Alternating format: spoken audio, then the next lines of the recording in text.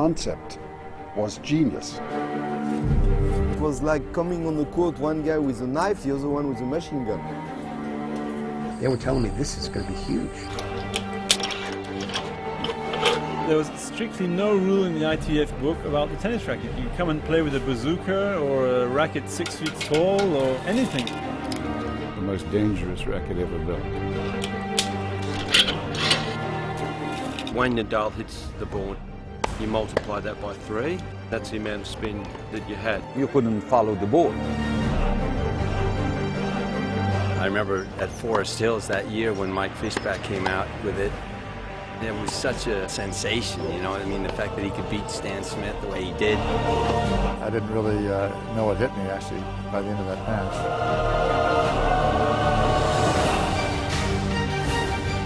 It became really, really big news.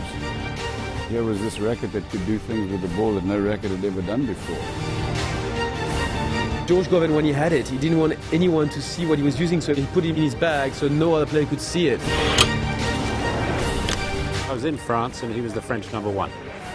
The referee was French, the umpire was French. I'm not sure it was the right time to say cheat. I came back out of the shower, all my racket broken. People who lost weren't happy about it. It just gave them the will to play with that racket. It was turning the sport upside down. The LTF were really very worried about it. They were conspiring to eliminate double-strung racket. Vilas had a streak of 52 matches in a row. He was almost unbeatable. It was in Aix-en-Provence. He played Nastase with that racket and he couldn't compete. Vilas was so upset because he knew he was so much better than Nastase that he defaulted. I just couldn't move anymore. He was laughing. He never used that racket. He only used it to beat me. There was a temptation to say, okay, I got to find a couple of these, but then they banned it the next day. Everybody said, what happened here is wrong. There was a certain element of panic. Much panic. That's why they take the decision very quickly. There was probably some sort of conspiracy among top players to get this the hell out of here.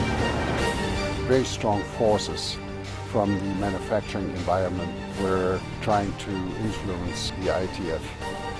There was no conspiracy. It was all about, it was the right thing to do.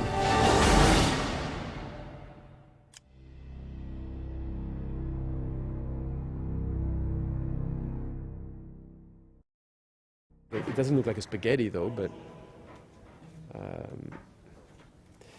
that's how they called it, the spaghetti racket.